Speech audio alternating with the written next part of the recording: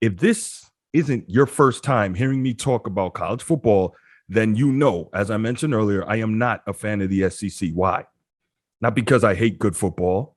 Why? Not because I don't believe that they're the best conference in the country. No, no, no, no. I am not a fan of the SEC because of the blatant hypocrisy and fan and media bias that comes along with that conference and the attitude that no one else in the country plays college football, right? So, after number 10 Penn State beat number 22 Auburn in a whiteout at Happy Valley on Saturday night. By the way, is it me or does a whiteout look like one of the freaking coolest things on sports and TV? I just think it's awesome. And, that might be a new bucket list item for me. Like, well, one of my, uh, I guess I have three bucket list items for college football now. I've been to Florida, Georgia. I was lucky enough to be able to actually sit in the press box and cover that. That was freaking amazing. I think 2019. Um, but I think my next three bucket item list for college football are one, I got to get to a Notre Dame home football game, just any home game. Obviously, a big one would be better, but Notre Dame at home, just that would be something special for me. I would love to get to Madison, Wisconsin, and be there for a Badgers game at the start of the fourth quarter when they do the jump around, because I've just heard that's something incredible. And finally, I would love to do a whiteout night game at Penn State. So I've got some bucket list items, and I never even thought about it. That's interesting that two of my bucket list items are a Big Ten, or all three are in the Big Ten footprint. But anyway, back to my irritation.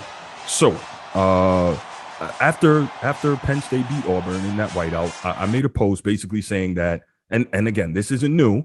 We need to stop acting like without Alabama, the SEC is just so superior as a conference and better than anyone else. Now, that's not saying that there aren't other good teams in the conference. What that's saying is, let's be real here. All these championships they've won.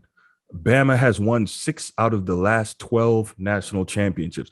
Take Alabama away from the conference, and suddenly they're a lot closer to the pack.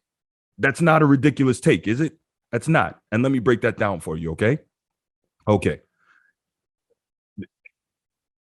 Let's be real. The Gators haven't won since Tim Tebow was their quarterback. That was a long time ago. I think that last championship was 2008, right?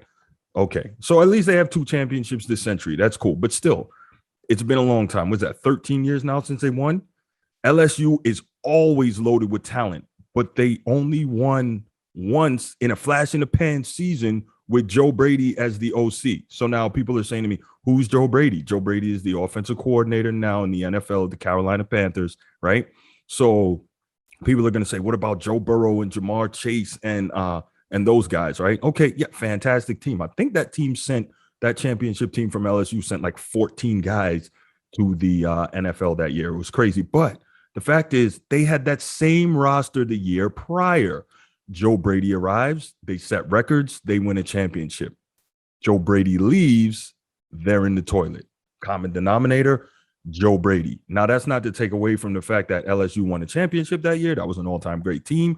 I get it. But again, they always have talent. The talent is always up there, but they rarely win. Okay? Next. Auburn. Auburn has one title, and that was a flash in the pan year with Cam Newton. That was arguably one of the single greatest years of any player in college football history. How many other players can we name from that team? I'll wait. Exactly. Crickets, Jeopardy music, whatever you want to use, right?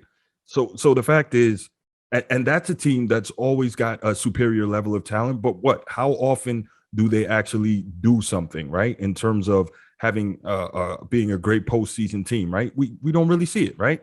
Okay. Matter of fact, 2017, that Auburn team that was really good played in the SEC championship game, lost to Georgia. During the regular season, they beat Georgia and Alabama in back-to-back weeks. Incredible team, right? Not so much, because when they played UCF in Atlanta in the Peach Bowl, they lost that game. Okay, so let's not just Auburn, mighty SEC. Okay, great. All right, next up, Georgia. Georgia is always ranked high, consistently in the top 5 recruiting classes under Kirby Smart. But guess what? What have they won? Okay, People say, Bruce, you're a Notre Dame fan. Notre Dame hasn't won anything since 1988. You're absolutely right. 100% right. Can't argue that. Notre Dame has not won a national championship since 1988. Notre Dame is just not good enough. Fact. I'm still a diehard Notre Dame fan, but fact, Notre Dame is just not good enough. So why did I bring up Notre Dame? Because Georgia, one of the quote unquote standard bearers in the SEC, the team that everyone says is so great, consistently has top 5 recruiting classes, right? I believe they've averaged like 2.5 in terms of their ranking under Kirby Smart in recruiting classes, right? They haven't won a national championship since 1982.